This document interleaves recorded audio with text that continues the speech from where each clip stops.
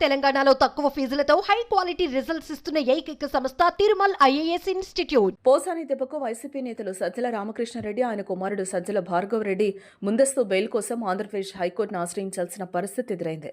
Deputy CM Pawan Kalyan, వారి కుటుంబ సభ్యులు ఓ సామాజిక వర్గంపై అనుచిత వ్యాఖ్యలు చేసిన కేసులో పోసానిని ఇటీవల పోలీసులు అరెస్టు చేసి జైల్లో వేశారు. అయితే పోసాని తన వాంగ్మూలంలో సజ్జల, భార్గవ్ రెడ్డి పేర్లని చెప్పారు. వారిచ్చిన స్క్రిప్ట్నే తాను మీడియా సమావేశంలో చదివానని చెప్పడంతో తండ్రి కొడుకులిద్దరూ ఈ కేసులో ఇరుక్కుపోయారు.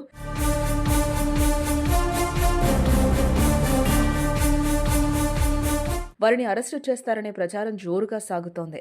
ఈ నేపథ్యంలోనే సజ్జల, ఆయన కుమారుడు కోర్టుకెక్కారు. అన్నమయ్య జిల్లా ఓబులవారిపల్లె పోలీసులు నమోదు చేసిన కేసులో తమను అరెస్టు చేస్తారని ఆందోళన ఉందని, ముందస్తు బెయిల్ మంజూరు చేయాలని కోరారు. ఈ కేసులో A1గా ఉన్న పోసాని తమ పేర్లను వాంగ్మూలంలో చెప్పారని, అది తప్ప ఇందులో తమ పాత్ర ఉందని చెప్పేందుకు ఎలాంటి ఆధారాలు లేవన్నారు. రాజకీయ ప్రతీకారంతో తప్పుడు కేసుల్లో ఇరికించేందుకు ప్రయత్నిస్తున్నారని అన్నారు. గుంటూరు జిల్లాలో పులివెందుల్లో తమకు శాశ్వత నివాసాలున్నాయని, తప్పించుకుపోయే ప్రశ్నే లేదని, అవసరమైనప్పుడు దర్యాప్తు అధికారి ముందు హాజరవుతామని అన్నారు.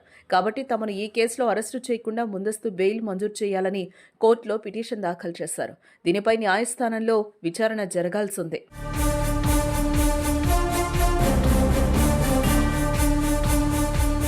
మరోవైపు వరుస అరెస్టులు వైసీపీ నేతలను ఆందోళనకు గురి చేస్తోంది. రాజకీయాలకు దూరంగా ఉండి కలుగులో దాక్కున్న వెతికి మరీ కూటమి ప్రభుత్వం అరెస్టు చేస్తోంది.